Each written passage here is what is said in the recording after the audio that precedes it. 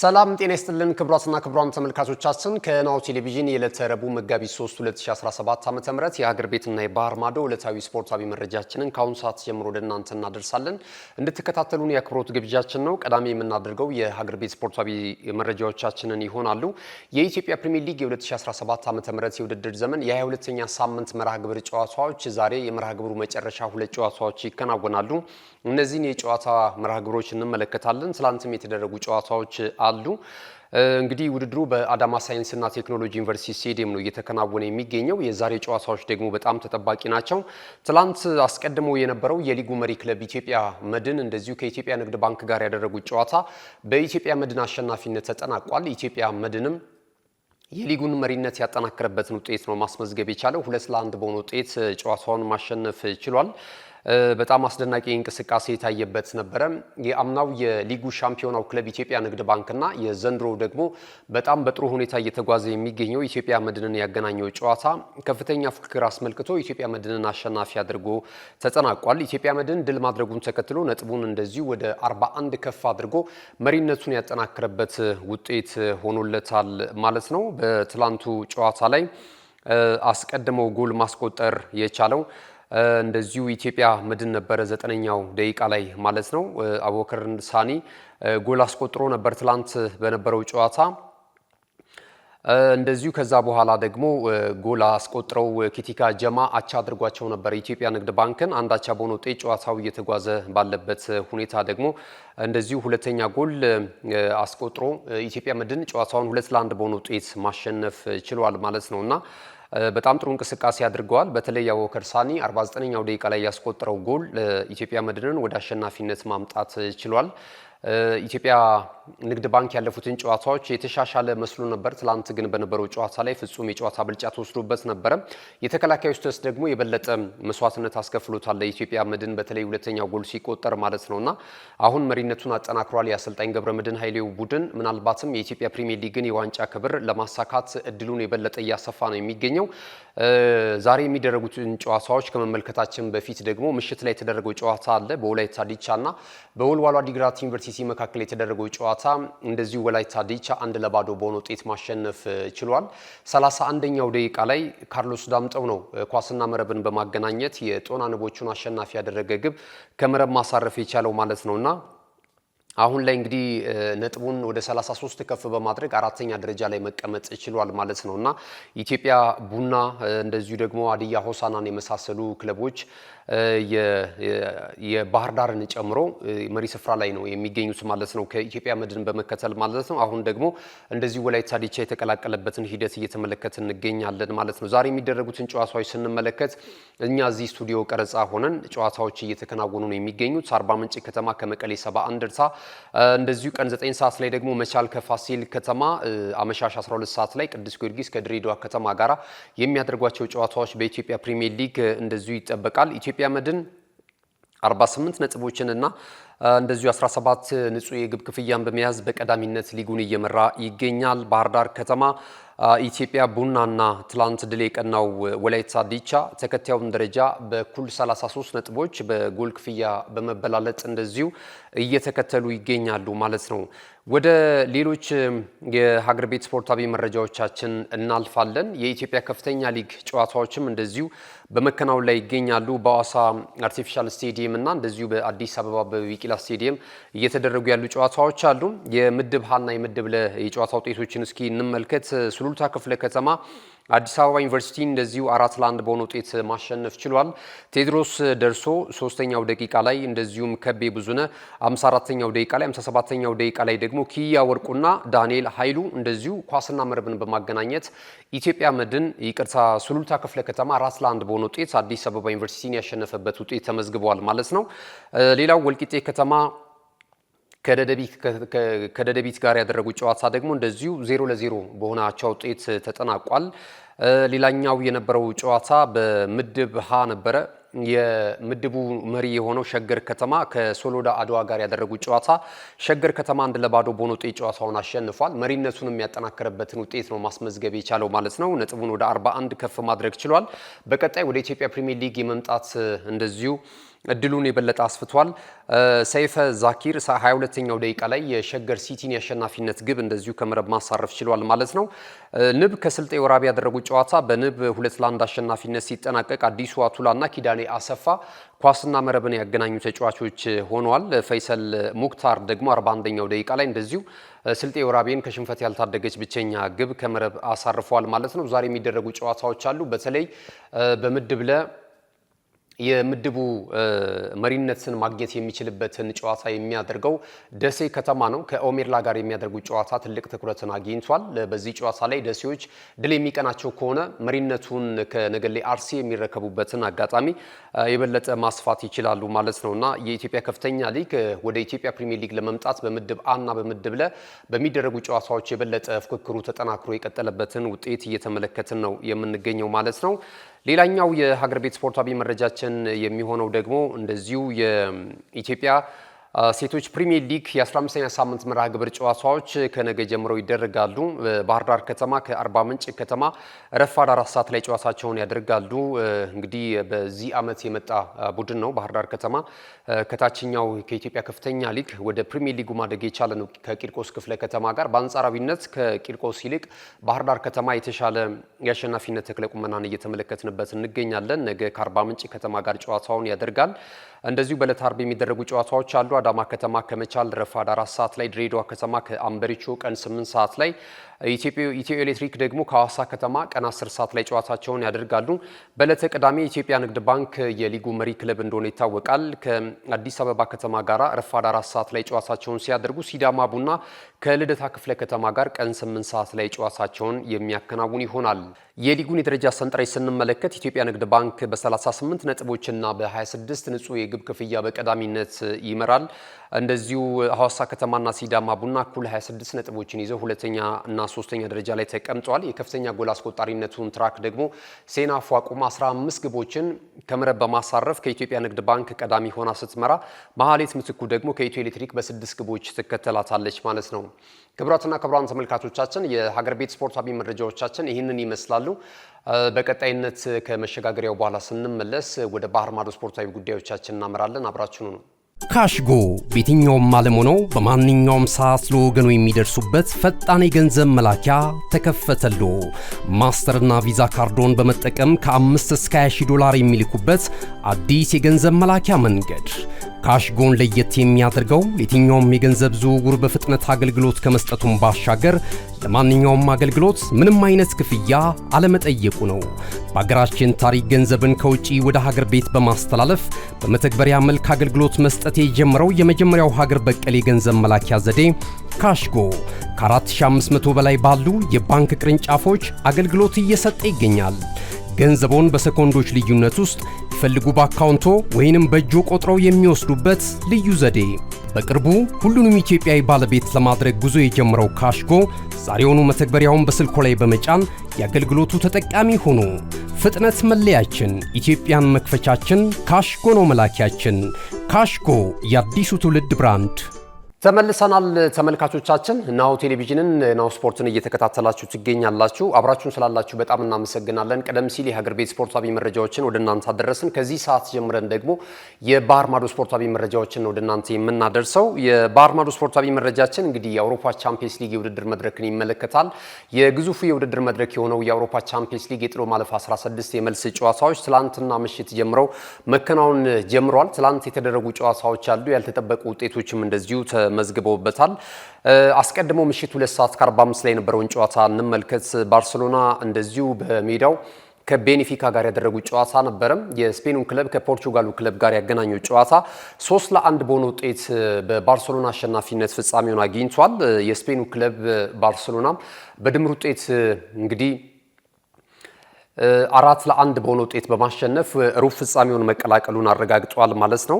ትላንትና እንግዲህ በነበረው እንቅስቃሴ አስቀድመው ጎል ማስቆጠር የቻሉት ባርሴሎናዎች ናቸው። በራፊና አማካኝነት 11ኛው ደቂቃ ላይ ቀዳሚ የሆኑበትን ጎል ከመረብ አሳረፉ። ከሁለት ደቂቃዎች በኋላ ደግሞ ቤኔፊካዎች እንደዚሁ በቀድሞ በማንቸስተር ዩናይትድ በቀድሞ በማንቸስተር ሲቲ የተከላካይ ስፍራ ተጫዋቹ ኒኮላስ ኦታሜንዲ አማካኝነት ጎል አስቆጥረው ወደ አቻ ውጤት መጥተው ነበረ። ጨዋታው ከጅምሩ እጅግ በጣም ከፍተኛ እንቅስቃሴና ብርቱ ፉክክር የነበረበት ነበረ። የጨዋታውን ፍሰት ለእግር ኳስ ቤተሰቡ ትልቅ ተዝናኖትን የሚሰጥ አይነት ነበረ። ሲጀመር የመጀመሪያው ግማሽ 45 በጥቅሉ ማለት ነው ከፍተኛ ፉክክር ነበረው። ከዛ በኋላ ግን እንግዲህ ላሚን ያማል ደግሞ እንደዚሁ 27ኛው ደቂቃ ላይ ጎል ማስቆጠር ቻለ። ብሉግራናዎቹንም ወደ ቀዳሚነት መልሶ መሪ እንዲሆኑ አስችሏቸዋል። በጣም በድንቅ ብቃት ነው ጎሉን ማስቆጠር የቻለው። ይህ ተጫዋች እንግዲህ 17 ዓመት ከ241 ቀን ላይ ነው የሚገኘው። በአውሮፓ ቻምፒየንስ ሊግ የውድድር መድረክ ደግሞ በአንድ ጨዋታ ላይ አሲስት እና እንደዚህ ጎል በማስቆጠር በእድሜ ትንሹ ተጫዋች ሆኖ በታሪክ ተመዝግቧል ማለት ነውና ይህ ተጫዋች በጣም የሚገርም እንቅስቃሴ በማድረግ ላይ ነው የሚገኘው። ትላንትና እንግዲህ ሶስተኛ የአውሮፓ ቻምፒየንስ ሊግ የዘንድሮ ዓመት የውድድር ጎሉን ነው ማስቆጠር የቻለው። 3 ለጎል የሆኑ አሲስትም እንደዚሁ ማድረግ ችሏል ማለት ነውና ይህ ተጫዋች ከጊዜ ወደ ጊዜ እንግዲህ በቀጣይ ይህንኑ ብቃቱን ማስቀጠል ከቻለ ትልልቅ የውድድር መድረኮችን በአሸናፊነት ከባርሴሎና ጋርም በሌላ ክለብም ሊሆን ይችላል ወደፊት ትልቅ ብሩህ ተስፋ የሚጠብቀው ተጫዋች እንደሆነ እየተነገረ ነው የሚገኘው። የአውሮፓ እግር ኳስ ዋንጫን እንደዚሁ ማሸነፉን እናስታውሳለን። ከዚህ በፊት የአውሮፓ ዋንጫን ከስፔን ብሔራዊ ቡድን ጋር ማሳካት ችሏል።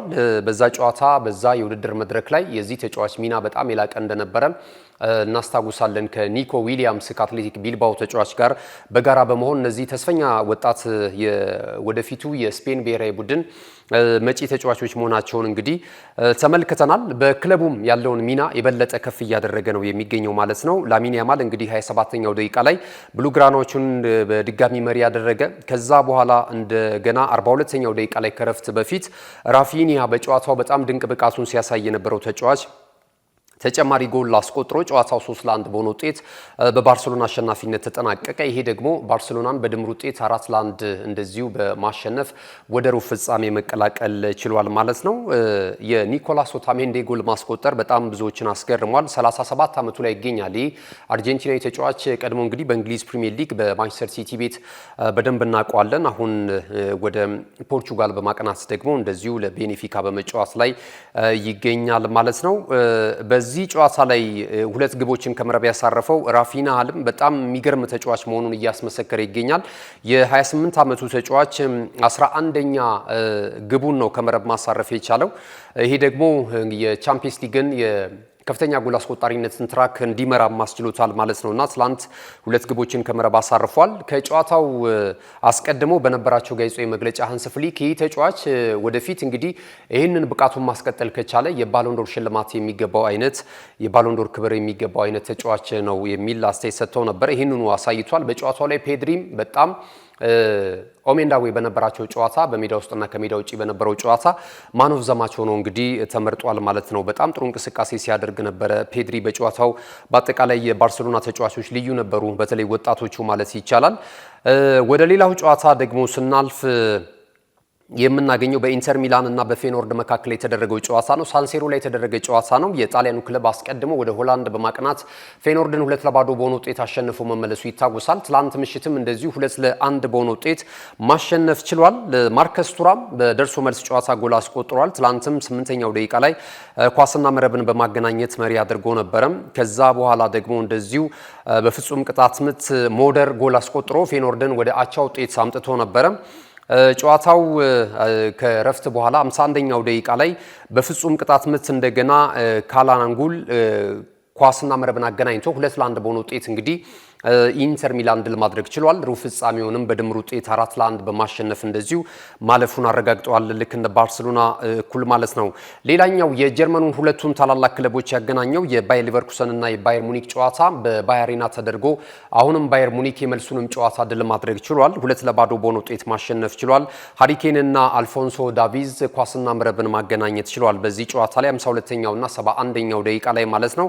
ሃሪኬን በውድድር ዓመቱ በአውሮፓ ቻምፒየንስ ሊግ ውድድር መድረክ 10ኛ ግቡን ነው ከመረብ ማሳረፍ የቻለው ማለት ነውና ባየር ሙኒክ ምናልባት በዚሁ ከተጓዘ የፍጻሜው ጨዋታ በዛው በባየር ሙኒክ አሊያንዝ አሬና ስለሚደረግ የበለጠ እድሉን ያሰፋል ተብሎ ይጠበቃል። ይህንን አይተናል ትላንት በነበረው ጨዋታ። ባየር ሊቨርኩሰን ባለፈው ዓመት በጣም ድንቅ ጉዞን ሲያደርግ የነበረ ክለብ ነው። ነገር ግን ዘንድሮ ወደ ሩብ ፍጻሜው ሳይቀላቀል ተሰናብቷል ማለት ነው። ሌላኛው ጨዋታ የሚሆነው የሊቨርፑልና የፒኤስጂ ጨዋታ ነው። በአንፊልድ ሮድ የተደረገ ነው። የእንግሊዙን ክለብ ፈረንሳዩ ክለብ ያገናኘው ጨዋታ እንግዲህ በፒኤስጂ 1-0 አሸናፊነት ተጠናቀ። አስቀድሞ እንደሚታወቀው ሊቨርፑል ከሜዳው ውጪ ፓርክ ደ ፕሪንስ ላይ በተደረገው ጨዋታ 1-0 በሆነ ውጤት ሄሎይት ባስቆጠረው ኳስ አሸንፎ መመለሱ ይታወሳል። ትላንት ምሽትም ይህንን ውጤት ሊያስጠብቅ እንደሚችል ብዙ መረጃዎች ሲወጡ ነበረ። ብዙ ድጋፍ ነበራቸው ሊቨርፑሎች። ነገር ግን 12ኛው ደቂቃ ላይ ፈረንሳዊ ኢንተርናሽናል ኦስማን ዴምቤሌ የሊቨርፑል የተከላካይ ስፍራ ተጫዋቾች የሰሩትን ስህተት በመጠቀም ጎል ማስቆጠር ቻለና እንደዚሁ ፒኤስጂዎችን ወደ ቀዳሚነት ማምጣት ቻለ። ሌላ ተጨማሪ ጎል ሳይቆጠርበትም እንደዚሁ መደበኛ 90 ደቂቃው 1-0 በሆነ ውጤት በፒኤስጂ አሸናፊነት ነው ፍጻሜውን ያገኘው። ሁለቱም ቡድኖች ለመለየት እንግዲህ ተጨማሪ 30 ደቂቃዎችም ተጨምረው ነበረ። ሁለቱም ቡድኖች በዚህ ደቂቃዎች ጎል ማስቆጠር አልቻሉም። በቀጥታ እንግዲህ ወደ መለያ ምት ነው ያመራው ሁለቱም ቡድኖች ወደ ኳርተር ፋይናሉ የሚያልፈውን ቡድን ለመለየት ማለት ነው። በዛም እንቅስቃሴ ላይ እንግዲህ ባለሜዳው ክለብ የደጋፊዎቹንና የሜዳውን አድቫንቴጅ መጠቀም አልቻለም። ለወትሮ ሊቨርፑል ትልልቅ የማይገመቱ ውጤቶችን ሲቀለበስ ተስተውሏል። ነገር ግን ትላንት በአውሮፓ ቻምፒየንስ ሊግ የውድድር መድረክ ፒኤስጂን መቆጣጠር አልቻለም።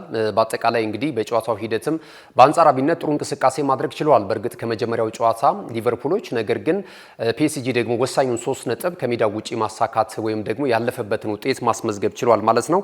ኦስማን ዴምቤሌ ለፒኤስጂዎች እጅግ በጣም ባለውለታ የሆነች ጎል ነው ከመረብ ማሳረፍ የቻለው ማለት ነውና 4-1 በሆነ ውጤት በፍጹም ቅጣት ምት ወይም በመለያ ምት ማሸነፍ ችሏል ፒኤስጂ።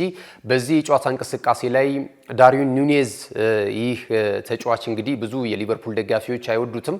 ትላንት ደግሞ የበለጠ እንዲጠሉት ያደረገውን የመለያ ምት ስቶባቸዋል፣ አምክኖባቸዋል። እንደዚሁ ደግሞ ከርቲስ ጆንስን በተመሳሳይ 2 የመለያ ምቶች ድኖባቸዋል።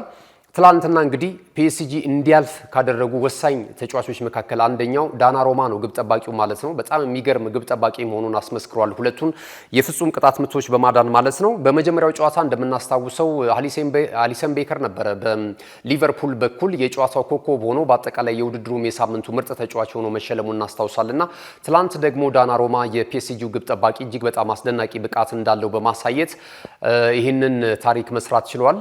ክለቡም ወደ ቀጣዩ ኳርተር ፋይናል እንዲቀላቀል አስችሎታል።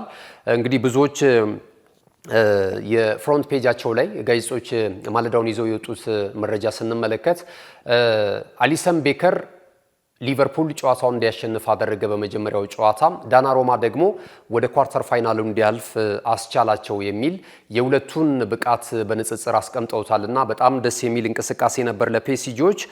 ወደ ሩብ ፍጻሜው ተቀላቅሏል። በሩብ ፍጻሜው ማን ከማን ይገናኛል የሚለውን እንመልከትና ወደ ዛሬ ጨዋታዎች እናልፋለን። እንግዲህ ፒኤስጂ ከአስተን ቪላ እና ከክለብ ብሩዥ አሸናፊ ነው በኳርተር ፋይናሉ ወይም በሩብ ፍጻሜው የሚያገኘው ማለት ነው። ባየር ሙኒክ ደግሞ እንደዚሁ ከኢንተር ሚላን ጋር መገናኘታቸው ተረጋግጧል። ሁለቱም ወደ ሩብ ፍጻሜ ማለፍ የቻሉበትን አጋጣሚ ነው። ይህም ትልቅ ጨዋታ ሊሆን እንደሚችል ይገመታል። በሩብ ፍጻሜው ባርሰሎና የሊልና የዶርትሙንድን አሸናፊ እንደዚሁ ይገጥማል። ዛሬ ሊልና ዶርትሙንድ ጨዋታቸውን ያደርጋሉ በፈረንሳይና የሁለቱ አሸናፊዎች ከባርሰሎና ጋር ነው የሚደርሳቸው። አርሰናል እንደዚሁ ከሪያል ማድሪድ እና ከአትሌቲኮ ማድሪድ አሸናፊ ጋር እንደሚደርሱ አስቀድሞ የታወቀ ነው። እንግዲህ ዛሬ የሚደረጉ ጨዋታዎችን ስንመለከት የፈረንሳዩ ክለብ ሊል ከጀርመኑ ክለብ ቦሩሲያ ዶርትሙንድ ጋር ምሽት 2:45 ላይ ጨዋታቸውን ያደርጋሉ። አርሰናል ከፒኤስቪ እንደዚሁ ምሽት 5 ሰዓት ላይ በዚሁ ሰዓት ላይ ሌሎች ጨዋታዎችም ይደረጋሉ። አትሌቲኮ ማድሪድ ከሪያል ማድሪድ በዋንዳ ሜትሮፖሊታኖ ስቴዲየም የሚደረገውም ጨዋታ ይጠበቃል። አስተን ቪላ ከክለብ ብሩዥ እንደዚሁ ምሽት 5 ሰዓት ላይ የሚደረግ ጨዋታ ነውና በጣም ወሳኝ ነው።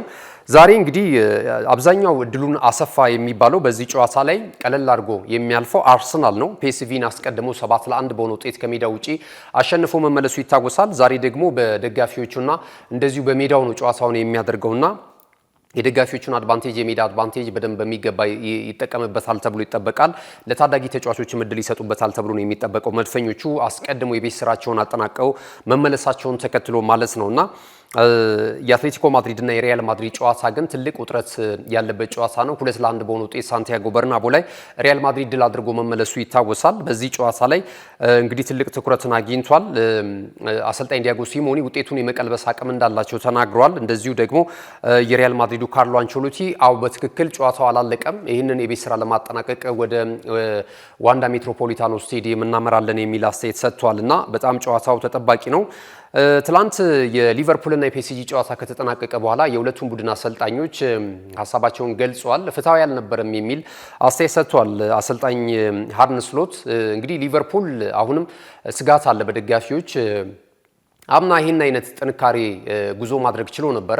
ፋይናሊ ግን የሊግ ካፑን የዋንጫ ክብር ብቻ ነው ማሳካት የቻለው በአሰልጣኝ ኤርገን ክሎፕ እየተመራ ለአራትዮሽ የዋንጫ ክብር ሲታጭ የነበረ ቡድን እንደነበረ እናስታውሳለን። ሊቨርፑል በዛ ዓመት እንግዲህ በስተመጨረሻ ከየውድድር መድረኮቹ እየወጣ በጣም መጥፎ አፈጻጸም ነበረው ማለት ይቻላል። ዘንድሮ ደግሞ አጀማመሩ እንደዚሁ በተመሳሳይ በአዲሱ አሰልጣኝ አርነ ስሎት እየተመራ የፕሪሚየር ሊግ ደረጃ ሰንጠረዥ መሪ ነው። እንደሚታወቀው ከአርሰናል ሰፋ ባለ የነጥብ ልዩነት 70 ነጥቦችን ሰብስቦ በ15 የነጥብ ልዩነት እየመራ ነው የሚገኘው።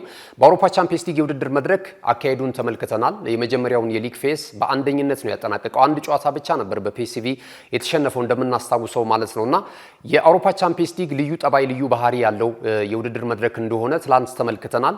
በምድብ ጨዋታ ቅድም በፊት በነበረው የአካሄድ የምድብ ጨዋታዎች ላይ በጣም ጠንካራ ሆነው ውጤቶችን ሲሰበስቡ ሳይሸነፉ የመጡ አስገራሚ ቡድኖች በኖክአውት ወይም ደግሞ በዚህ በፕሌይኦፍ የደርሶ መልስ ጨዋታ ላይ ግን እንደዚሁ በአንድ ጨዋታ ተዘረረው የሚወጡበትን አጋጣሚ ሊቨርፑል ትላንትና ያስመልክቶናልና የአውሮፓ ቻምፒየንስ ሊግ የውድድር መድረክንም ተወዳጅ ከሚያደርጉት ሁነቶች መካከል ያልተጠበቁ ውጤቶች በድምር ውጤት የመቀልበሳቸው ሂደት ይመስላልና ትላንትና የዚህ ሰለባ የሆነው ሊቨርፑል በሚቀጥሉት ሳሁን ከሁለት የውድድር መድረክ ውጪ ሆኗል። በእርግጥ ሳምንት የፊታችን እሁድ ማለት ነው በዌምብሌይ ስቴዲየም ኒውካስል ዩናይትድን ምሽት 1 ሰዓት ላይ በፍጻሜ ጨዋታ ይገጥማል።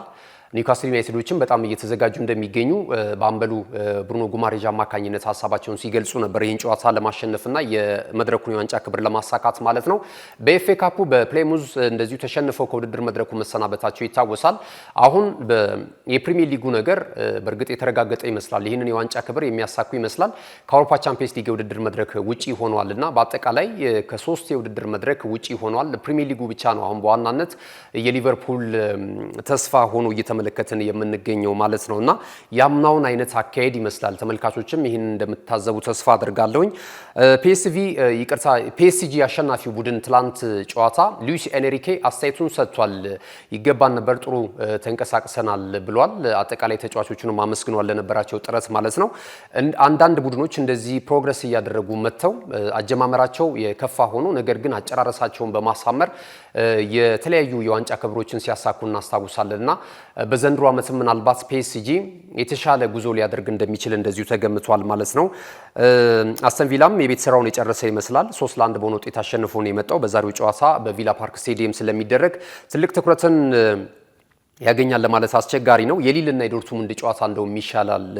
ሊል ከዶርትሙንድ የሚያደርጉት ጨዋታ አንዳቻ በሆነ ውጤት ነው የመጀመሪያው ጨዋታ የተጠናቀቀው። በአቻ ውጤት ነው የተጠናቀቀው። ይቅርታ እንግዲህ በመልሱ ጨዋታ ደግሞ በምን አይነት ውጤት ሊጠናቀቅ ይችላል የሚለው ነገር ዛሬ ምሽት የምንመለከት ይሆናል። ምሽት 2:45 ጀምሮ ጨዋታቸውን ያደርጋሉ። አንድ የመጨረሻ መረጃችን ወደ እናንተ እናድርስ። ቡካዮ ሳካን የተመለከተ መረጃ ነው።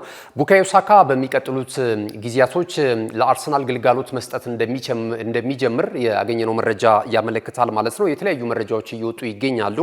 አሁን ገብርኤል ማርቲኔሊ ተመልሶለታል ለአርሰናል። አስቀድሞ ባለፈው ስኳድ ስብስብ ውስጥ እንደነበረ ተመልክተናል። ማንቸስተር ዩናይትድን በገጠሙበት ጨዋታ ላይ እንደነበረ እናስታውሳለን። አሁን ደግሞ ቡካዮ ሳካ ምናልባትም ከ3 ሳምንታት ባነሰ ጊዜ ውስጥ ወደ ሜዳ ተመልሶ የቀድሞ አቋሙን ለማሳየት ቸኩሏል እየተባለ ነው የሚገኘው። ክለቡን አርሰናልንም ለማገልገል ስለመዘጋጀቱ እየተገለጸ ይገኛል። እንግዲህ ይህ ተጫዋች ምናልባት እስከ ውድድር ዓመቱ መጨረሻም ድረስ ከሜዳ ሊርቅ ይችላል ተብሎ ብዙ ሲባልና ሲፈራለት ነበረ።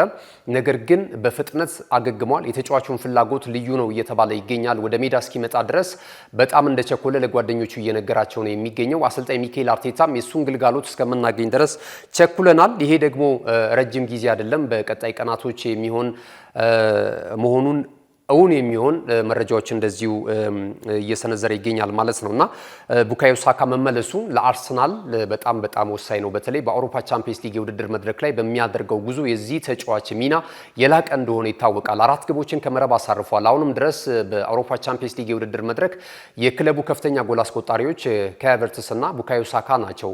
4 ግቦችን በዘንድሮ ዓመት ከመረብ በማሳረፍ ማለት ነውና ከመጣ ደግሞ ከተመለሰ ደግሞ የተሻለ ውጤት አርሰናል ሊያደርግ እንደሚችል ይጠበቃል ማለት ነው። ክቡራትና ክቡራን ተመልካቾቻችን ስለተመለከታችሁን ስላደመጣችሁን በጣም እናመሰግናለን። የናሁ ስፖርት ዕለተ ረቡዕ መጋቢት 2 2017 ዓመተ ምህረት የመረጃ ሰዓታችን በዚህ ተጠናቋል። መረጃዎቹን አሰናድቶ ለእናንተ በማድረስ ገዛኸኝ ዱላ፣ የካሜራ ባለሙያችን ደግሞ ኦብሳ ሱራ ነበረ ከኛ ጋር ቆይታ ያደረገው። ቀሪ ናሁ ቴሌቪዥን መሰናዶች የሚቀጥሉ ይሆናል። በያላችሁበት መልካም ጊዜ ይሁንላችሁ። እነሆ የምስራች! የ10 አየር መንገድ የበረራ ትኬት ለውድ ደንበኞቹ በተቀላጠፈና አስተማማኝ በሆነ መንገድ እያቀረበ ያለው። በዚህም በደንበኞቹ የተመሰገነው ጉዞጎ አሁን ደግሞ ተደራሽነቱን በማስፋት ተጨማሪ ባንኮችን በማካተት ለውድ ደንበኞቹ የበለጠ አስተማማኝ ለመሆን ችሏል። የጉዞጎን አፕሊኬሽን ከአፕ ስቶር ወይም ከፕላይ ስቶር በማውረድ የመነሻና የመድረሻ ከተማዎትን መርጠው ዋጋ አወዳድረው የሀገር ውስጥም ሆነ ዓለም አቀፍ በረራ ማድረግ ካሰቡ የበረራ ትኬቶን ክፍያ በአቅራቢያው በሚገኙ ባንኮች አንድም በአካል በመሄድ ወይም በኦንላይን የክፍያ አማራጮች ክፍያዎትን በመፈጸም የበረራ ትኬቶን በእጅ ያስገቡ። ከዚህም በተጨማሪ እንደ ሁሉ ጊዜው ወደ ጉዞጎ የጥሪ ማዕከላችን 7473 በመደወል ከሙሉ የበረራ መረጃ ጋር የ24 ሰዓት የትኬት አገልግሎት ማግኘት እንደሚችሉ ስናበስሮ በታላቅ ደስታ ነው። ለበረራዎ ጉዞጎ!